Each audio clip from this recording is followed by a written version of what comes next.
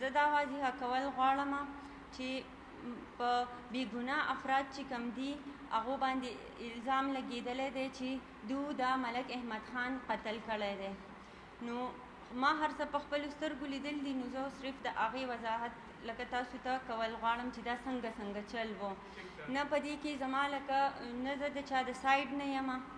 نه زه څوک ډیفینډ کول غواړم، او نه په ما باندې بل طرف نه څه فورس شته. خو زه صرف خپل رور له انصاف ورکول غواړم. هغه زما خپل برادر و، دا زما والده محترمه ده.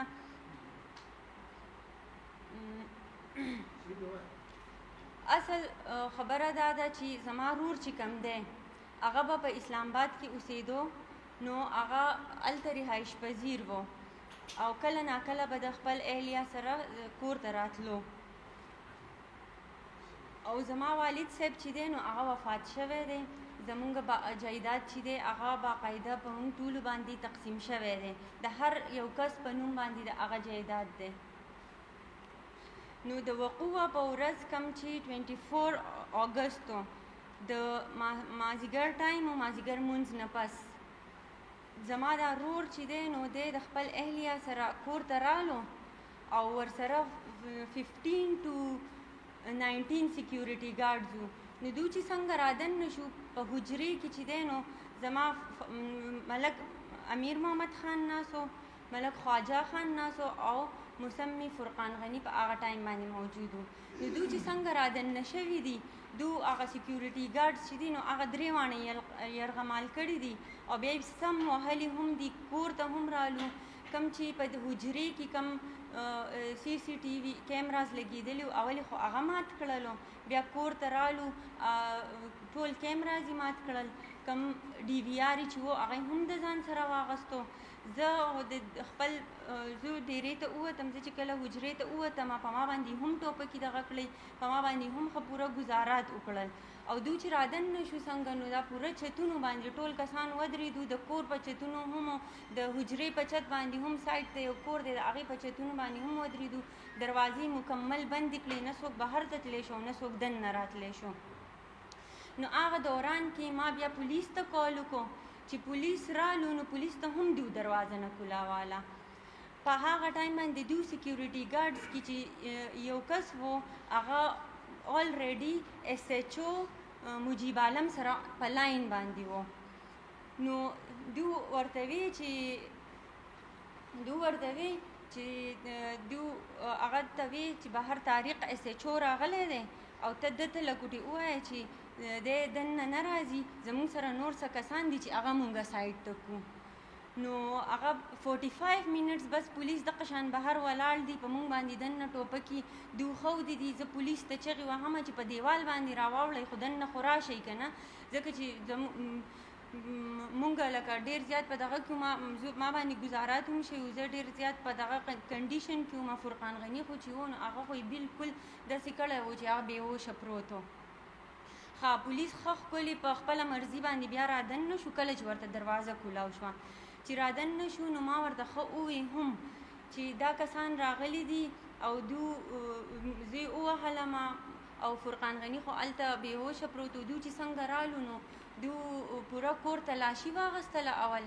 او کوم چې د لایسنس والا تماچې وي زمونږ کره نو هغه هم راغونډې کړې. 2 تماچې وي، یو د امیر محمد خان تماچه وه هغه د لایسنس والا، یو د فرقان غني وه هغه یې د ځان سره واغستلې. ما د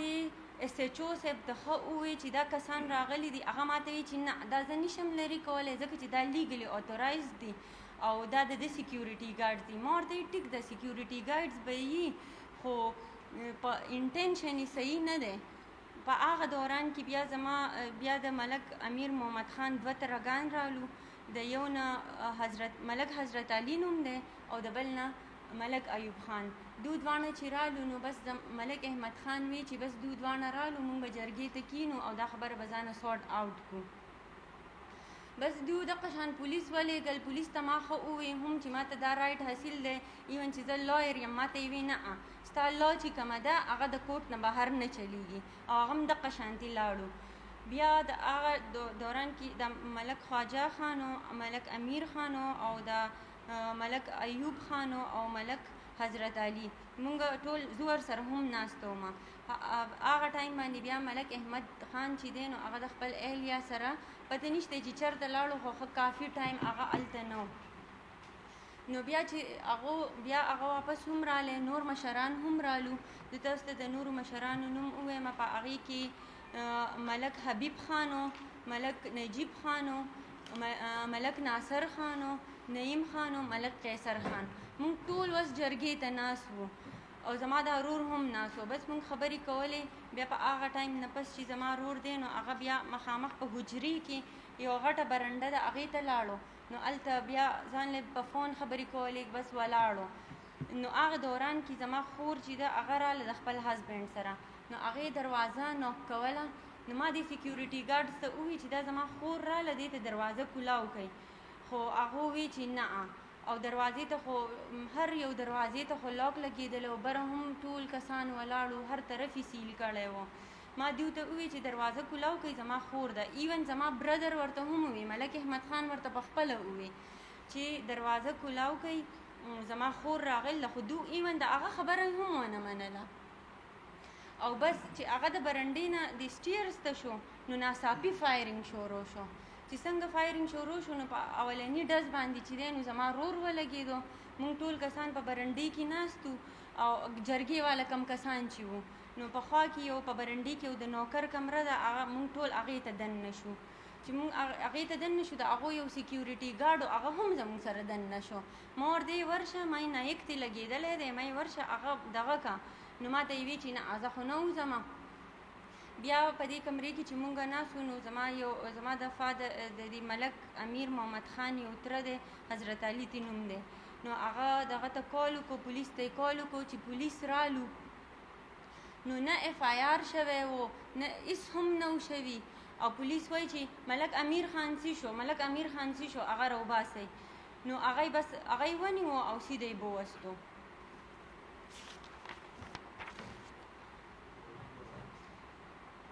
ها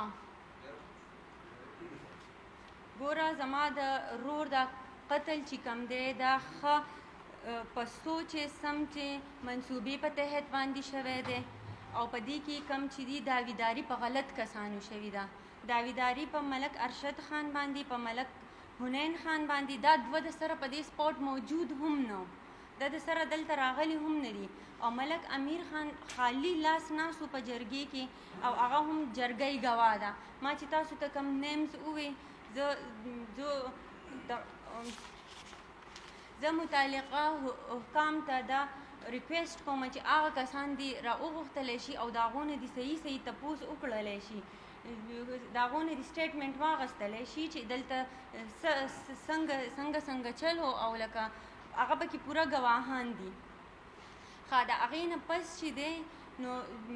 زه تاڼې ته تتلو کوشش هم ما وکړو ما وی چې زه 161 خپل سټیټمنټ یا اف آی آر ریکارډ کم که نه اف آی آر وکړم خو پولیس زموږ د کور نه بهر ولاړو یو کس هم زه بهر ته نه پرېښودم بیا په سبا له زه تاڼې ته لاړم نو دا ایس ایچ او طارق صاحب چې دی نو ده بیا هم زما بیان نه ریکارډ کوو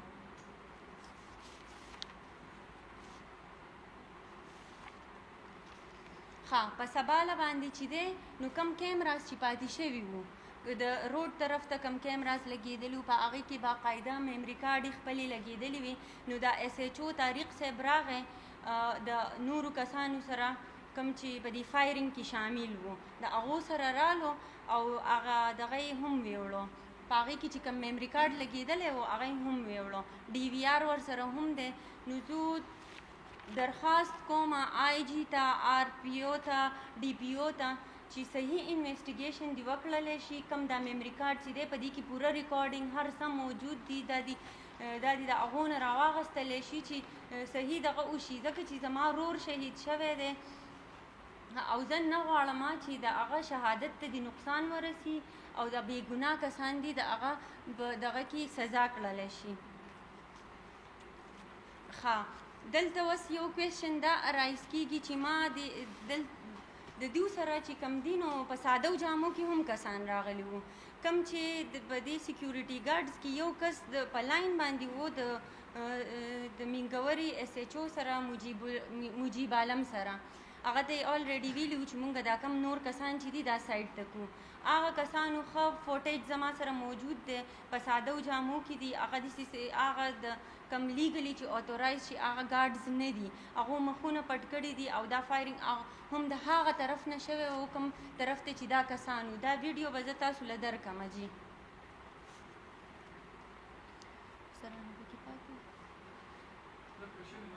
خجی او دین علاوه ز چیف جسټس پېښور ته